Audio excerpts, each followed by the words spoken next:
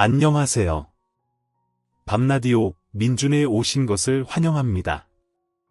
저는 20대 후반의 여자입니다. 저는 고아원에서 자랐어요. 아주 어릴 때 고아원으로 들어왔다는데 원래는 생모가 저를 맡기면서 꼭 찾아오겠다고 절대 입양을 보내지 말아달라고 했대요. 그러나 10살이 넘도록 생모는 찾아오지 않았고 결국 전 20살이 되기까지 고아원에서 자라야 했습니다. 하나 둘씩 입양되는 아이들을 보면서 처음엔 친구를 잃은 것 같다 섭섭하다가 나중엔 그 애들이 부러웠죠. 고아원에서의 생활은 말 그대로 북새통 그 자체였고 그나마 봉사를 오시는 분들이 있어서 종종 숨통이 좀 트이는 기분이었어요. 조금 자라면서부터 저는 고아원 안에서 언니답게 동생들을 돌봐야 하는 처지였는데 그럴 때만 자유가 주어지는 것 같았어요. 꼬마 아이들이 봉사자들에게 관심을 받는 사이 저는 늘 조금 떨어진 곳에서 혼자 있었어요. 넌 왜 여기 혼자 있어? 저는 주로 고아원에서 이제는 쓰지 않는 오래된 놀이터 안에 있었는데 새로 생긴 놀이터가 고아원 앞뜰에 있었고 그 놀이터는 고아원 뒤뜰 구석에 있었거든요. 저는 늘 정글짐 한가운데 틀어박힌 채 누구도 다가오지 말라는 듯 어설프게 몸을 숨기고 있었어요. 그런 저에게 한 아주머니가 다가와 말을 걸더라고요. 그냥 혼자 있고 싶어서요. 그렇게 말하면 대부분의 봉사자는 알겠다며 밥 먹을 땐 꼭 당부한 뒤 돌아갔거든요. 그런데 그 아주머니는 저를 빤히 보시더니 그러시는 거예요. 혼자 있고 싶기엔 너무 어린애 같은데 그 말에 전 욱하며 대꾸했습니다. 저 다 컸거든요. 제가 여기 동생들 다 돌보는데요. 어머, 그렇구나. 이 많은 동생을 내가 돌보다니 아줌마는 봉사만 하고 가면 그만이지만 난 맨날 제대로 돌봐야 한다고요. 그러니까 혼자 있게 내버려둬요. 제 말에 그 아주머니는 대답이 없었어요. 한동안 정적이 흘렀고 전 어른에게 너무 함부로 말을 했나 싶어서 저 아주머니가 원장님에게 이러면 어쩌지 싶은 마음이 들었어요. 그때였습니다. 네가 스트레스가 많구나. 너도 아직 어린애인데 동생들 돌보느라 참 대견하다. 저에게 공감해주는 아주머니의 말에도 전 돌아보지 않았고 아주머니는 언제든 오고 싶을 때 오라며 저를 혼자 있게 해주셨어요. 그리고 다시 고아원 건물로 갔을 땐 다른 봉사자들은 있는데 그 아주머니만 없더라고요. 그 후로도 그 아주머니를 다시 볼 수 없었어요. 그러나 아주머니는 봉사단 편에 저에게 줄 선물을 편지와 함께 따로 챙겨서 보내주시곤 했어요. 참 기특하고 대견한 진아에게 이건 너에게만 주는 선물이야. 절대 동생들 주지 말고 너만 먹어. 어떤 날은 시중에서 사기 힘든 맛있는 간식을 또 어떤 날은 예쁜 옷도 보내주시고 신발, 학용품 등 저만 쓰라며 꼭 제 것을 따로 준비해 주셨습니다. 그때마다 전 저 자신이 특별해지는 것 같고 그 힘으로 동생들도 더 잘 돌볼 수 있었어요. 그렇게 20살이 되어 고아원에서 나오게 됐을 때 일단 동대문에서 옷을 팔기 시작했습니다.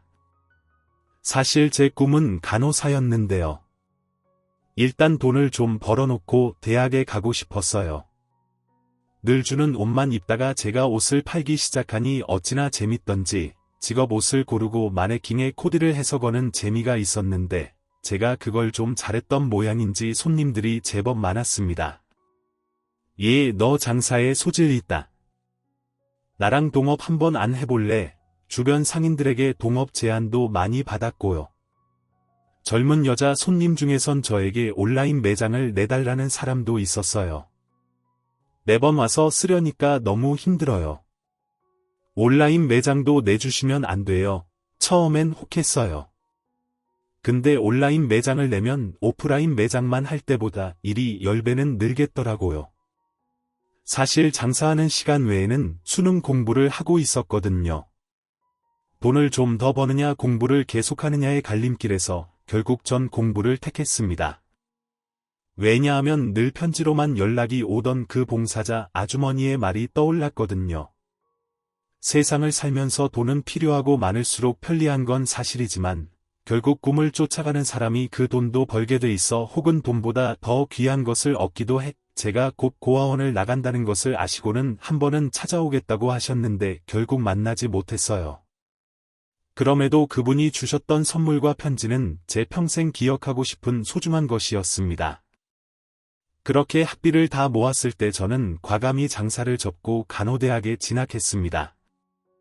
옷 장사도 재밌었지만 사명감 있는 직업을 택하고 싶었거든요. 고아원에서 지내며 동생들을 돌보며 살았던 탓인지 누군가를 돌보는 삶이 저에게 잘 맞는다는 걸 일찍이 깨달을 수 있었거든요. 대학에 들어가서 공부를 하니 옷을 팔 때와 비교할 수 없을 만큼 행복하더라고요. 공부를 열심히 하다 보니 장학금도 받게 되어 간호대학에 있는 내내 전 매일 희망으로 가득 부풀어 있었습니다. 진아야, 넌 어느 병원에서 일하고 싶어? 난 수술실 간호사가 되는 게 꿈이야. 그건 너무 어렵지 않아? 그래도 이왕 간호사가 됐으면 수술실에 꼭 필요한 간호사가 되고 싶어. 그렇게 전 졸업 후 대학병원에 취업했습니다. 막상 현장에 나와 보니 보통 힘든 일이 아니더라고요. 하루는 저녁 퇴근이라 퇴근 후 혼자 하염없이 길을 걷고 있었어요. 대학에서 공부할 때의 패기는 온데간데 없고 다시 동대문에 가서 옷이나 팔까 하는 생각도 들던 무렵이었습니다. 걷다 보니 어느새 제가 성수대교 위를 걷고 있더라고요. 언제 여기까지 왔지? 저녁도 먹어야 하고 쉬어야 또 근무를 할 텐데 싶어 지나가는 택시가 있나 주변을 두리번거리던 그때였습니다. 저 앞에 다리에서 뛰어내리려는 남자가 보이더라고요. 저는 일단 112에 신고한 뒤 그 남자를 향해 달리기 시작했습니다. 저기요, 잠깐만요. 난간에 반쯤 다리를 걸친 남자가 저를 보더니 소리쳤어요. 다가오지 마요. 저는 황급히 달리기를 멈출 수밖에 없었습니다. 저기요, 저랑 나이도 비슷한 것 같은데 잠깐 얘기 좀 해요. 오지 말라고요. 저도 지금 진짜 죽을 것 같이 힘들거든요. 같이 소주라도 한잔 하면서 얘기 좀 해보자고요. 그 다음에도 뛰어들고 싶으면 안 말릴게요. 그 남자는 황당하다는 얼굴로 되물었습니다. 안 말린다고요? 네, 약속해요. 아니, 무슨 그런 약속을 해요. 왜요? 진짜 뛰어들고 싶은 게 아닌가. 그럼 나보다 나은 거네. 저는 그 남자를 말릴 생각으로 저도 신발을 벗고 난간 위로 올라가는 신용을 하기 시작했습니다. 잠깐만요. 지금 뭐 하는 거예요? 이렇게 하면 속이 좀 시원해져요. 나도 좀 해봅시다. 제가 바둥거리며 난간에 다리를 올리자 그 남자는 헐레벌떡 난간에서 내려와 저에게 달려오기 시작했습니다. 저기요. 진정해요. 남자는 제 몸을 난간에서 끌어내렸고 그때 마침 경찰차가 도착했어요. 미쳤어요. 진짜 올라가면 어떡해요? 그쪽도 올라갔는데 나라고 못 올라가라는 법 있어요. 법적으로 따지자면 올라가면 안 되죠. 저야 지금 딱 죽고 싶으니까 올라간 거고 저도 딱 죽고 싶다니까요. 저희 두루를 본 경찰은 황당하다는 얼굴로 절 봤습니다. 여자분 신고하신 분 아니에요? 맞는데요. 아니 근데 말리기는커녕 본인이 난간에 올라가시면 어떡합니까? 저는 자리를 털고 일어났습니다. 다 작전이었는데요. 보세요. 이 남자분 결국 제 발로 내려왔잖아요. 경찰들은 저희 둘을 다 경찰서로 데려가 보호자들에게 연락하려고 했어요. 전 진짜 일부러 그런 거라고요. 이 남자분 내려오게 하려고. 그래도 일단 시도를 하셨기 때문에 보호자께 인도해야 합니다. 결국 전 하고 싶지 않던 말을 해야 했죠. 저 보호자 없어요. 제 말에 뛰어내리려 했던 남자도 놀라서 보더라고요. 저 고아예요. 결국 연락할 때라고 고아원뿐일 텐데 그분들 엄청 바빠요. 전 제 병원 출입증을 보여주었습니다. 저 여기서 근무하는 간호사거든요. 사람 생명 살리는 사람이에요. 그러니까 전 좀 빼주세요. 저 진짜 뛰어들려던 거 아니에요? 저는 결국 신원을 밝힌 뒤 경찰서에 가지 않게 됐고 그 남자만 경찰서로 가게 됐죠. 남자가 경찰차에 타는 모습을 보다가 돌아서는데 갑자기 그 남자가 저를 부르더라고요. 잠깐만요. 남자는 경찰들을 뿌리치고 저에게 왔고 그 자리에서 택시를 불러주었습니다. 여기 집 주소 좀 적어주세요. 택시를 부르는 어플에 제 집 주소를 검색하라는데 솔직히 좀 당황스럽더라고요. 지금 같이 난간에 올라가 놓고 그쪽만 빠져나가려는 거잖아요. 나도 그쪽이 잘 들어갔는지는 확인해야죠. 안 그럼 같이 경찰서로 가요. 남자는 자기가 이상한 사람이 아니라는 것을 증명하려는 듯 자신의 직장 명함부터 집 주소까지 적어서 저에게 주었습니다. 여기, 저부터 알려드리는 거예요. 경찰들이 지켜보는 가운데 뭔가 묘한 분위기가 돼버렸고 결국 전 남자가 말하는 곳에 우리 집 근처에 있는 지하철역을 검색해 주었습니다. 제가 택시비 냈거든요. 택시 오면 꼭 타고 가세요. 그리고 이왕이면 잘 도착했다고 그 번호로 문자 하나 주시면 안 될까요? 그는 자신이 저에게 준 명함을 가리켰습니다. 뭐, 봐서요? 경찰분들 기다리잖아요. 얼른 가요. 집에 꼭 들어가고, 집에 들어가라는 말에 남자의 얼굴이 다시 시무룩해지더라고요.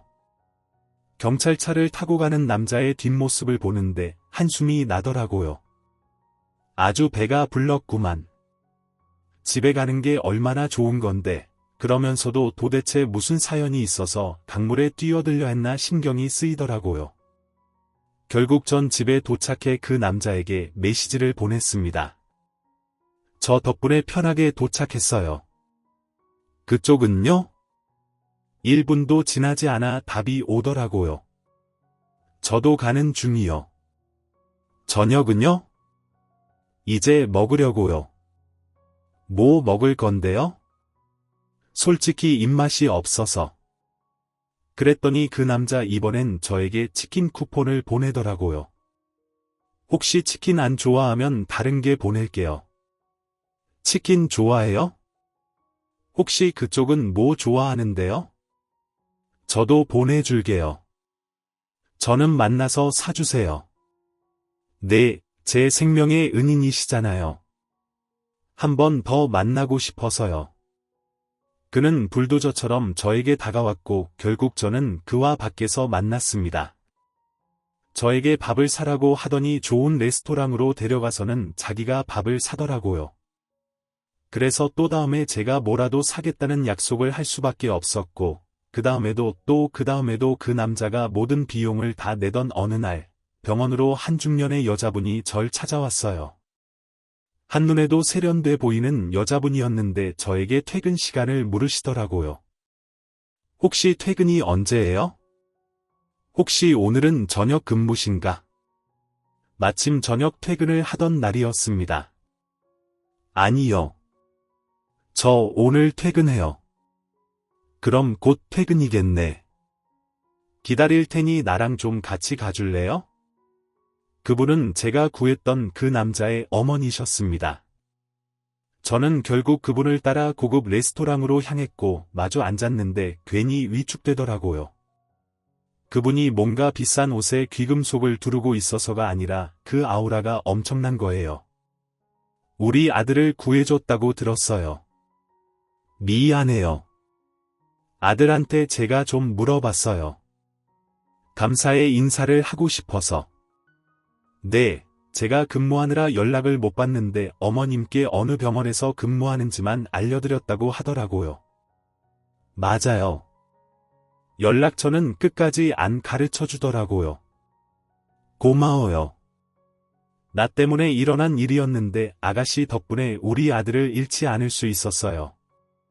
알고 보니 그 남자 자기 엄마가 친엄마가 아닌 걸 알고는 충격에 빠져서 물에 뛰어들려고 했더라고요. 우리 아들이 그 사실을 알고 굉장히 어두워졌었는데 요즘 다시 살아났어요. 너무 고마워요. 아니에요. 저는 그냥 지나가다가 도운 건데 지금 밥도 엄청 얻어먹고 구해준 값을 톡톡히 받고 있어요. 이제 그만 사셔도 되는데 제가 한 번은 사야 끝날 것 같은데요. 내일 먼저 계산을 하셔서 계속 아담아가요. 네, 아닙니다. 저 어릴 때 하도 얻어먹기만 해서 그런 거 안 좋아해요. 근데 아드님이 사주시는 게 너무 비싸서 제가 내기가 좀 어려워요. 어렸을 때 고아원에 있었다면서요? 아, 네. 미안. 우리 아들도 고아원에서 입양한 애라 너무 불편하게 생각하지 말아요. 우리 애가 술에 취해서 그러더라고요. 아가씨를 만나고 보니 그래도 입양돼서 잘 산 애가 불평을 가지면 안 되겠다 싶고 또 아가씨가 자꾸 생각이 난대요. 그래서 자꾸 연락을 하나 봐. 혹시 실례가 안 된다면 이름 좀 물어봐도 돼요. 우리 아들이 절대 안 알려주더라고.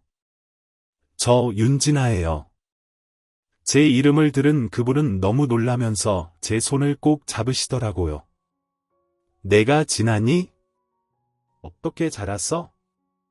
나 기억 안 나? 너한테만 선물 따로 보내던. 저는 입을 틀어막고 말았습니다. 헐, 그 아주머니세요?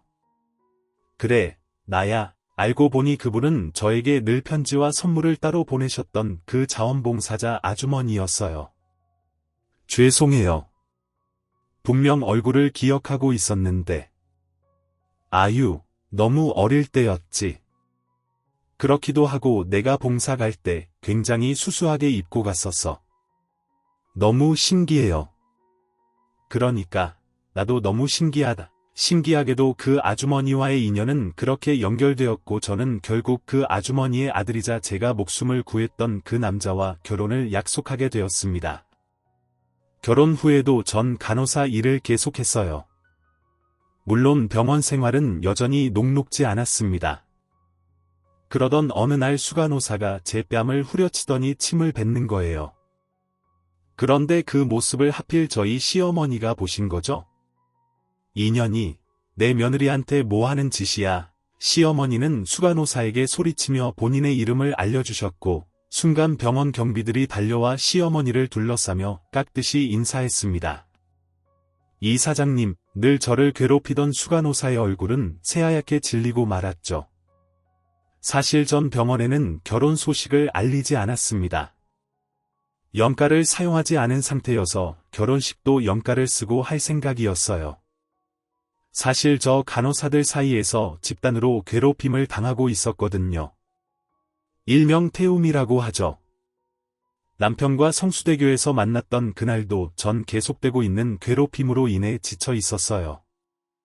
그래서 물에 뛰어들려던 남편을 보며 공감할 수 있었고요. 특히 저를 괴롭히는 선배 무리의 선봉엔 수간호사가 있었습니다. 야 윤진아, 이번에 행사 때 내가 춤 좀 춰야겠다. 저 춤 잘 못 추는데. 그럼 내가 출까? 간호대학에 다닐 때도 선배가 후배를 괴롭히는 일은 흔했지만 직장에서 겪는 괴롭힘은 비교할 수 없을 만큼 더 힘들었습니다. 결국 병원 행사에서 전 춤을 췄어요. 이거 안 하면 더 괴롭히겠지 싶어 하겠다고 했는데 춤을 춘 뒤엔 더 저를 무시하고 비아냥거리기 시작했습니다. 넌 춘다고 추니? 아니 그렇게 못 출 거면 애초에 못 주겠다고 말을 하든가. 보는 사람들이 우리 병원 간호사들을 얼마나 무시했겠니? 솔직히 간호사가 춤을 못 춘다고 무시당할 직업은 아니지 않나 싶었지만 꼭 참았습니다. 한마디 대꾸했다가 10마디 들은 게 한두 번이 아니었거든요. 죄송합니다.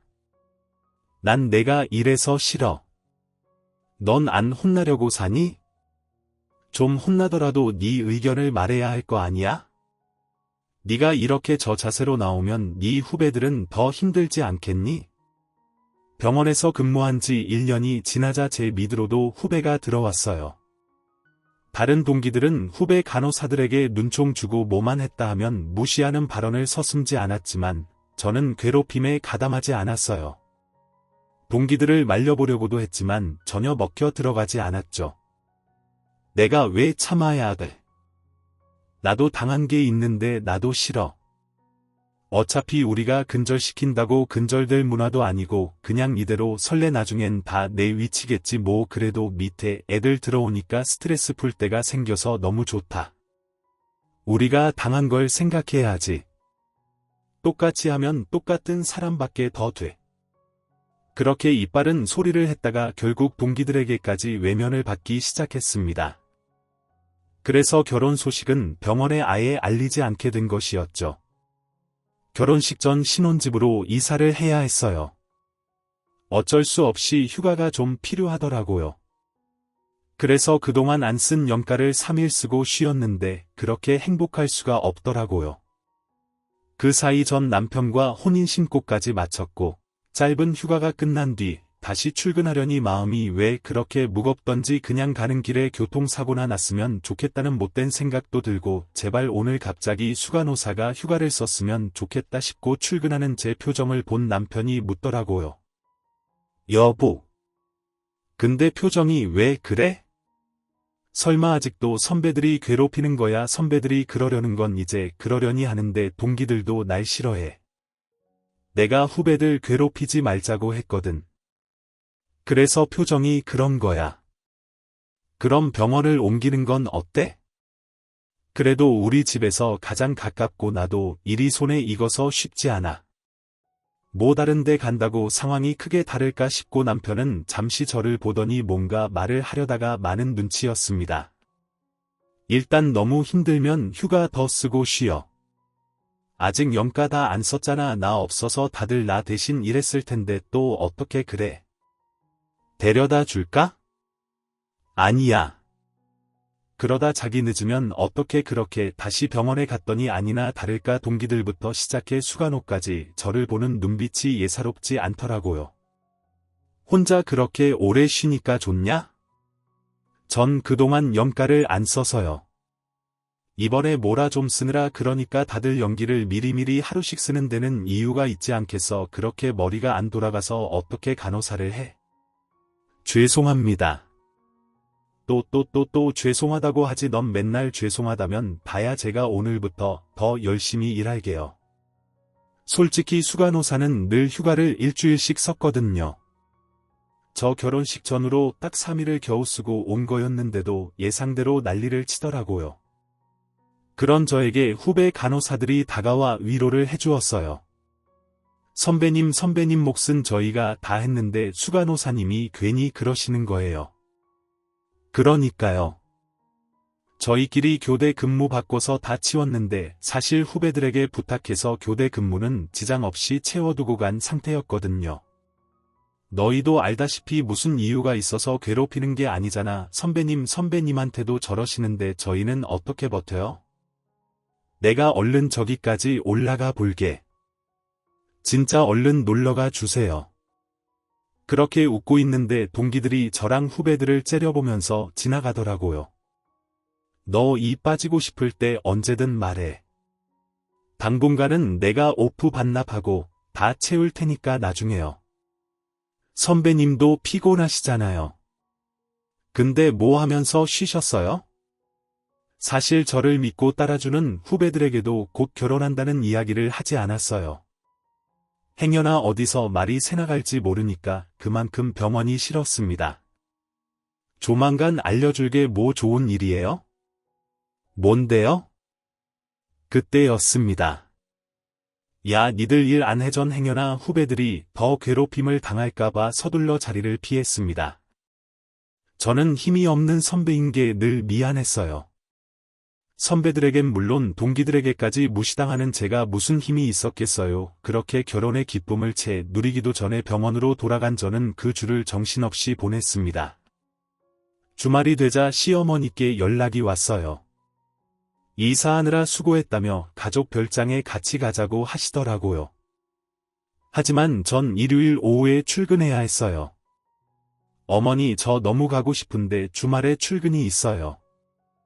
그래 그럼 걱정하지 말고 와. 순간 전 귀를 의심했습니다. 아 그러니까요. 어머니 제가 일요일 오후에 출근을 알았다니까 걱정 말고 와 일단 시어머니께서 별장으로 출발하자고 한 건 토요일 오전이었거든요. 반나절이라도 잘 보내고 오자 싶어서 남편과 함께 출발했습니다. 가는 길에 남편과 시어머니의 이야기를 듣게 됐어요. 그럼 어머니가 고아원 봉사활동 다니다가 자기를 입양하신 거야 그랬지. 나 아주 아기 때 자기는 진짜 행운아였네. 우리 엄마는 날 데리러 온다고 해놓고 안 왔대. 그래서 난 입양도 못 가고 그나저나 어머니는 왜 그렇게 고아원 봉사활동을 다니시는 거야? 다른 봉사활동도 많잖아. 바쁘셔서 직접 현장은 잘 못 다니시는 것 같은데 사실 저는 시어머니의 일에 대해 아는 게 별로 없었어요. 어떤 재단 이사장이자 실소유자라는 것만 알고 있었는데 그마저도 자세히 아는 건 없었거든요. 다만 부자라는 건 자연스럽게 알게 됐죠. 일단 시어머니께서 저희 부부에게 해주신 집부터가 신혼부부가 살기에는 너무 으리으리한 부부 공동명의의 아파트였고요. 시어머니는 제가 남편과 결혼하기 전부터 저에게 좋은 자동차에 옷에 명품백까지 툭하면 사주셨어요. 제가 오죽했으면 남편에게 이렇게 물었다니까요.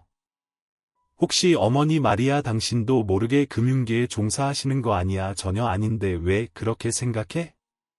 아니 재단 이사장이라도 해서 돈이 이렇게 많을 수 있나 싶어서 혹시 이자 많이 붙는 쪽 금융계의 큰손이신가 싶어가지고 남편은 제 말에 뒤집어질 듯 웃더라고요. 우리 외가 쪽이 원래 좀 부자였대. 그래서 엄마한테 유산이 많이 남겨졌는데 재단은 원래 외가 소유였을걸. 남편은 시어머니가 고아원 봉사를 다니는 이유에 대해 말해줬어요. 엄마가 어릴 때 여동생을 잃어버렸대.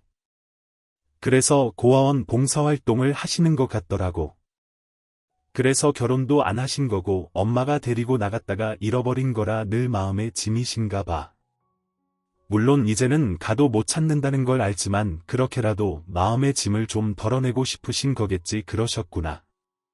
엄마가 자기 얘기한 적 있어. 고아원에 봉사 가서 만난 여자애가 있는데 이상하게 마음 간다고 나한테 진짜 잘해주셨어. 사실 엄마는 자기한테 자립지원금을 주고 싶어 하셨어. 어머 정말 근데 고아원에서 안 받아줬다고 하더라고. 특정인에게만 주는 건 좀 곤란하다고 그러셨구나. 진짜 신기하다. 어떻게 그때 만난 그 자원봉사자 아주머니가 내 시어머니가 돼 이렇게 만나려고 그랬나 보지. 당신이 날 성수대교에서 발견한 것도 신기하지 않아. 그러니까 그렇게 남편과 가족 별장으로 가는 길은 정말 행복했어요. 매일 이런 나날만 계속된다면 얼마나 좋을까 싶을 정도였죠. 별장에 도착했더니 시어머니께서 출장 요리사를 불러서 이미 근사한 식사를 마련해 두셨더라고요. 어머니 너무 맛있어요. 우리 새아기 많이 먹고 힘내. 병원 생활이 힘들다며 전 깜짝 놀라 남편을 봤죠. 남편이 모른 척 고개를 돌리더라고요. 그럴 거 없어. 얘도 나한테 말을 할 만하니까 한 거야. 내가 그 병원 재단 주인이잖니? 네. 너 내가 가진 재단 이름 알잖아. 아 맞다. 병원이 이름을 바꾼 지 좀 됐지. 그 병원에 전에는 재단이랑 이름이 똑같았어. 전혀 몰랐어요. 어떻게 내가 간호사들 좀 손 봐줄까? 아무리 재단 이사장이셔도 병원 일은 또 병원 일대로 운영되는 거잖아요. 그렇긴 하지. 근데 내가 또 마음먹고 하려고 하면 못할 건 없잖니? 어떻게 하실 생각이셨는데요? 다 잘라버리지 뭐. 어머니 요즘 그랬다가는 큰일 나요. 특히 마땅한 사유도 없이 어떻게 그래요? 사유가 왜 없어? 내 며느리를 괴롭히는데 시어머니 시계 위로라고 생각했어요. 좀 터무니없지만 절 괴롭히던 간호사들이 다 잘리는 생각을 하니 속은 좀 후련하더라고요. 어머니 생각만으로도 가슴이 뻥 뚫리는 것 같아요. 하지만 그랬다가는 또 재단 이사장 갑질이라고 공론화될 수도 있으니까 부디 참아주세요. 하여튼 우리 며느리는 너무 착해. 전 제 가족들이 욕먹는 게 더 싫어요. 그 사람들이야 이유 없이 절 괴롭히는 거지만 어머니께서 그 사람들을 해고해버리시면 진짜 사회적으로 큰 이유가 될 거예요. 전 진짜 괜찮아요. 저 잘 따라주는 후배들이 있어서 좀 위로가 돼요. 어쩐지 네가 왜 신혼여행도 미루나 했더니 눈치 보여서 휴가를 못 쓴 거였어. 그렇긴 한데 좀 이따가 또 써서 신혼여행 가야죠. 남편이 이해해줘서 정말 고마웠어요. 그러면서 남편을 보니 남편도 절 애틋하게 봐주더라고요. 식사를 마친 뒤 밤이 깊어지자 좀 초조해졌어요. 어머니. 근데 제가 통화로도 말씀드렸지만 일요일 오후 출근이어서요. 그게 내가 병원 원장한테 연락해서 조절 좀 하라고 했어. 네, 전 정말 깜짝 놀랐습니다. 뭘 그렇게 놀라, 너 다니는 병원 원장한테도 청첩장 보냈어. 그 생각은 전혀 하지 못하고 있었습니다. 어머, 그랬겠네요. 저만 눈 가리고 아웅했다는 걸 깨달은 순간이었습니다. 이렇게 된 김에 며칠 더 쉬게 해줄까? 아니에요. 월요일엔 가야죠. 하여튼 우리 며느리는 성실하기까지 해. 어쩐지 첫눈에 마음이 간다 했어. 맞다. 안 그래도 얘기 들었어요. 정말이에요. 제가 정글짐에 숨어있던 그때요. 처음엔 어린애인데도 좀 우울해 보여서 마음이 쓰이는 줄만 알았는데 그날 내가 급한 일이 생겨서 먼저 돌아왔거든. 근데 네가 자꾸 마음에 걸리는 거야. 솔직히 말하면 나 너도 입양할까 고민했었다. 남편과 저는 화들짝 놀라 서로를 봤습니다. 그랬다면 둘이 결혼을 못했겠네. 너희한텐 내가 은인이다. 그치. 시어머니의 말씀에 저와 남편은 크게 웃었어요. 저한테나 남편한테나 이미 여러모로 은인이시죠. 더 가까이서 돌봐주고 싶었는데 우리 아들 구했다는 너를 만나는데 사실 좀 놀랐어. 왜요? 어릴 때 얼굴이 남아있더라고. 정말요? 전 전혀 못 알아봤잖아. 봉사 갈 땐 엄청 수수하게 가서 그래 그땐 화장도 하나도 안 하고 갔으니 풀메이크업 한 날을 어떻게 알아보겠니? 그러면서 시어머니께서 지갑을 꺼내시더라고요. 시어머니는 지갑 안에서 웬 여자 아이들의 사진을 꺼내 보여주셨습니다. 거기 키 큰 애가 나고 키 작은 애가 내 여동생 사진을 보는데 마음이 뭉클하더라고요. 사실 저 얘기 들었어요. 잃어버린 여동생 때문에 고아원 봉사활동도 시작하셨다면서요. 사실 이 사진을 최근에서야 찾았어. 그동안은 앨범에 숨겨놨었거든. 보는 게 너무 괴로워서. 그런데 제 얼굴을 가만히 보시던 시어머니가 불현듯 여동생의 사진을 다시 보시더라고요. 잠깐 시어머니는 저와 여동생의 사진을 번갈아 보셨고 한참을 보더니 말씀하셨습니다. 어머, 너랑 내 여동생이 많이 닮았구나. 그래서 정이 갔나 봐. 어쩜 이렇게 닮았지 이거 봐봐. 시어머니는 남편에게 그 사진을 건네주셨고 사진과 저를 번갈아 보던 남편도 당황한 듯 말했습니다. 종머리는 그러나 전 보고도 잘 모르겠더라고요. 진짜 나랑 닮았어. 이분이 엄마랑 어떻게 헤어진 건지 알고 있어? 그게 저 어릴 때 고아원에 맡겨놓고 가셨대요. 꼭 데리러 올 거니까 저 입양 보내지 말라면서 그런데 안 온 거야. 네. 그랬다고 하더라고요.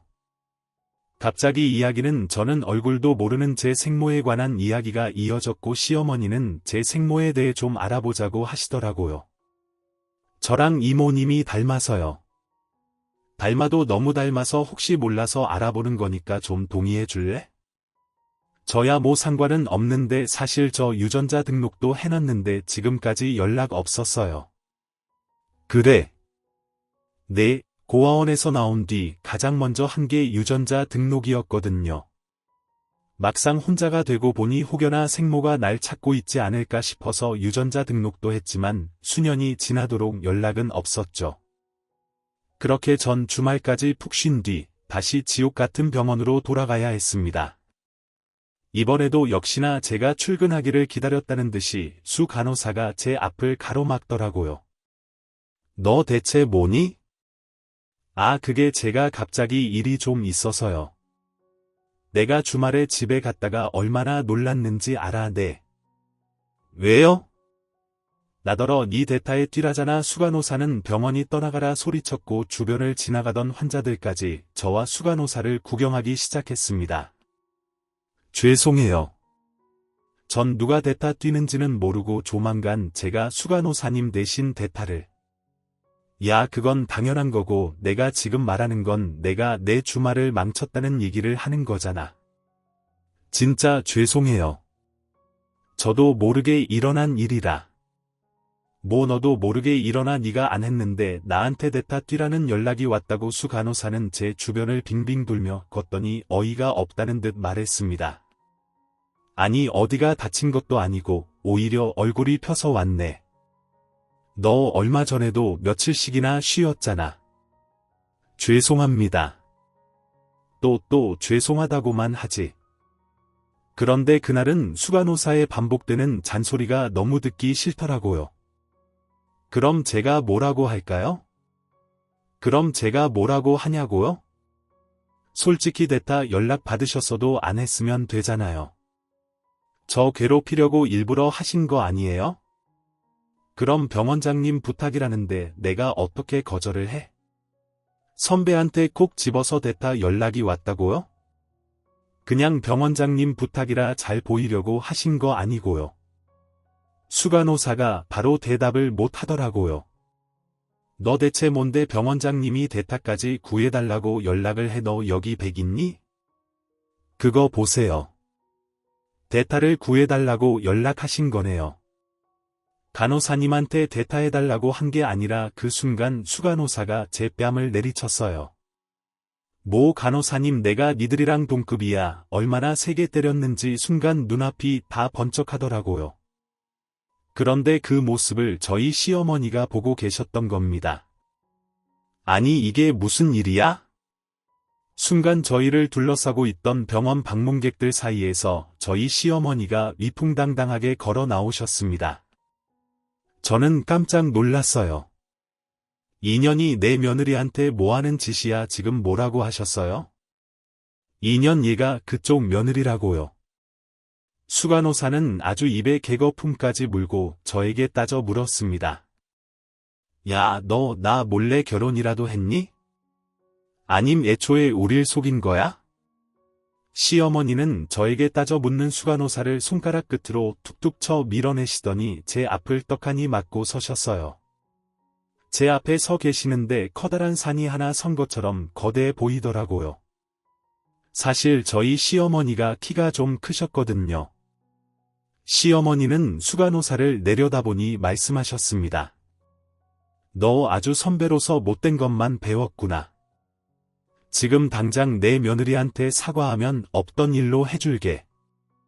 수간호사는 콧방귀를 끼더라고요. 시어머니가 며느리 직장 와서 이러는 거 직장 생활에 도움이 될 것 같아요. 그래서 사과 못하겠다. 사과를 왜 해요? 저게 나한테 개기다가 얻어터진 건데 그래 내가 누군지 알려줄까? 진짜 어이가 없어서 누구신데요? 나 오영숙이다. 시어머니는 모두가 들을 수 있을 만큼 큰 소리로 본인의 이름 석자를 말씀하셨고 수간호사는 그 이름을 듣고 잠시 주춤하더라고요. 귀에 있긴 한데 누군지를 모르겠는 표정이었습니다. 그때 경비원 3명이 달려오더라고요. 이 사장님 오셨습니까? 오시라는 말씀 듣고 문 앞에서 기다리고 있었습니다. 그들은 시어머니를 향해 깍듯하게 인사했습니다. 미안. 내가 우리 며느리 일하는 것 좀 몰래 보고 싶어서 쪽문으로 들어왔어요. 원장님이 기다리고 계신가? 예. 그제야 수 간호사는 얼굴이 새하얘진 채 고개를 숙였습니다. 시어머니는 집게 손가락으로 수 간호사의 턱을 천천히 들어올리셨어요. 며느리 직장에 온 게 아니라 내 소유 병원에 온 거야. 원장이랑 약속한 게 있어서 일단 가봐야 할 것 같고. 세아가 넌 나 따라오고 예 저요 우리 오늘 갈 때도 있고 원장한테 미리 말해놨어. 네 대타할 친구 올 거야. 그냥 아예 새로 한 명 뽑았어. 간호사 한 명 더 있으면 더 좋잖아. 그렇긴 한데 그래도 그 와중에도 전수 간호사의 눈치가 보이더라고요. 그러나 수 간호사는 저와 시어머니 쪽을 향해 90도로 인사를 하면서 말했습니다. 제가 잘못했습니다. 진아 씨 미안해. 그러나 시어머니는 눈을 아래로 깐 채 제 손을 잡고는 그 앞을 쌩하니 지나쳐버렸습니다. 저는 시어머니의 손에 끌려가면서도 영문을 몰라 어리둥절했죠. 저 선배가 왜 저러는 거예요? 그래도 수간호사 정도면 여기 아니어도 어느 병원이든 취업할 수 있잖아요. 우리 며느님이 이렇게 세상을 몰라요. 아무리 수간호사면 뭐해? 내 입범 끝 한마디면 이 바닥에 발 못 붙여 시어머니는 원장에게도 저를 소개해 주셨어요. 올해 새 아기 내가 딸이었잖아. 내가 너무 아끼는 아이예요. 저희 병원에 우리 이 사장님 며느님이 계신 줄도 모르고 주말에 전화 받고 깜짝 놀랐습니다. 우리 원장님 진짜 입 무거우시네. 내가 우리 며느리 정체는 일단 밝히지 말아달라고 했는데 진짜 안 밝히셨더라고요. 그러며 누구 명의이신데 제가 여기겠습니까? 알고 보니 시어머니께서 일부러 제 정체를 못 밝히게 하셨더라고요. 저를 괴롭히는 선배의 실체를 현장에서 잡으려고 하신 것 같았어요. 전 시어머니의 손을 잡고 병원을 나왔습니다. 나오는데 수간호사가 정문 앞에서 덜덜 떨며 기다리고 있더라고요. 이 사장님 제가 진아 씨한테 좀 하고 싶은 얘기가 누가 감히 우리 며느리하고 함부로 대면하겠대 가서 본인 일이나 잘해요. 할 수 있을 때까지 최선을 다해야 할 거 아니야. 시어머니는 또다시 수간호사의 앞을 쌩하니 지나가시려다 말고 다시 수간호사를 보며 말씀하셨습니다. 내가 지금 원장한테 단속해 놓고 왔어. 지금 이 시각부터 후배 간호사 괴롭힌 수간호사의 행태를 고발하는 사람에게 보너스 나갈 거고 고발서가 전체 간호사 중 절반 이상 고발서를 쓰면 수간호사는 불명예스럽게 우리 병원에서 퇴직하게 될 겁니다. 이 사장님 저 애 셋 엄마예요. 그럼 더 안 되겠네. 애 셋 엄마가 밖에 나와서 사람에 대한 존중도 없이 이렇게 살고 있다고 제가 잘못했습니다. 제가 오늘부터 진아 씨한테 진짜 잘하고 다른 후배들한테도 정말 잘할게요. 그런 건 누가 시키기 전에 해야 멋진 사람이지. 높은 위치를 갖게 됐으면 좋은 문화를 만들어 갈 생각을 해야지. 자기가 당한 만큼 똑같이 괴롭히겠다는 신부로 살면 되겠어. 수간호사는 무릎을 꿇은 채 울기 시작했지만 시어머니는 제 손을 잡은 채 그냥 지나가셨습니다. 그 모습을 저를 따르던 후배 간호사들이 창문 너머로 보면서 웃고 있더라고요.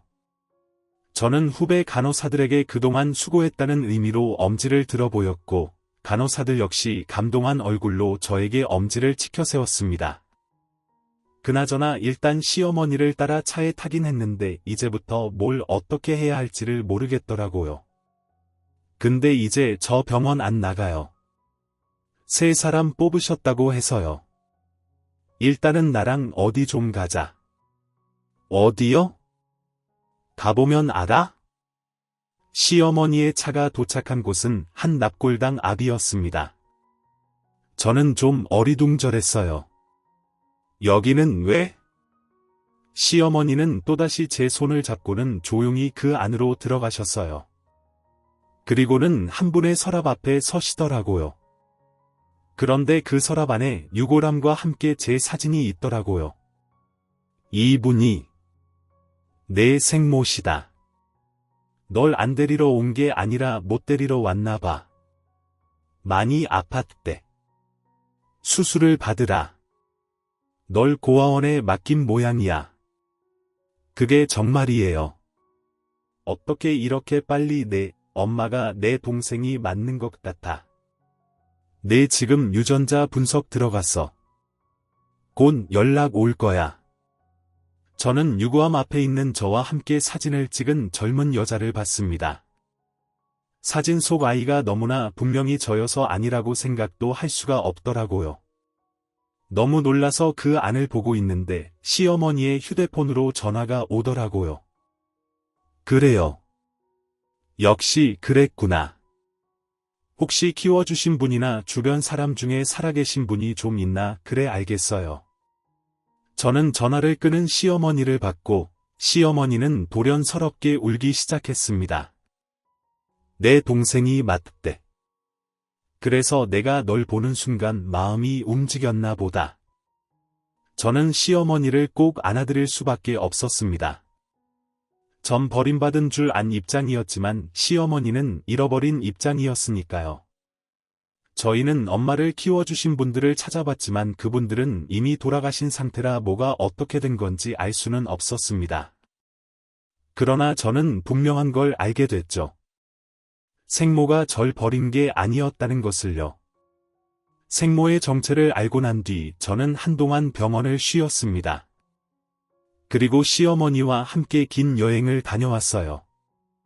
비록 생모의 얼굴은 끝내 보지 못했고 시어머니 역시 여동생의 얼굴은 보지 못했지만 그분으로 인해 이어진 저와 시어머니의 인연이 참 귀하다 싶었습니다. 여행 중 시어머니께서 저에게 제안하셨어요. 재단 사업 말고 영리 사업도 좀 해볼까 하고 있는데 너 간호대학 가기 전에 동대문에서 옷 장사했다며 혹시 사업으로 해보고 싶은 마음은 없니? 아니면 계속 간호사 하다가 나중에 재단 일해도 좋고 사실 제가 간호사가 되고 싶었던 건 고아원에서 지낼 때 아픈 애들이 많았거든요. 그런 애들을 꼭 치료해주고 싶었는데 잘할 수 있겠죠. 잘할 수 있게 내가 도와줄게. 저는 결국 병원으로 돌아가기로 했습니다. 평소처럼 초긴장을 한 채 병원에 갔는데 후배들을 제외한 모든 간호사가 바뀌어 있는 거예요.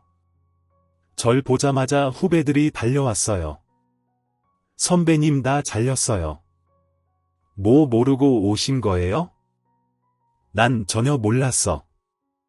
저와 후배들을 괴롭히던 동기 간호사들까지 모두 중징계를 받고 사직서를 썼다고 하더라고요.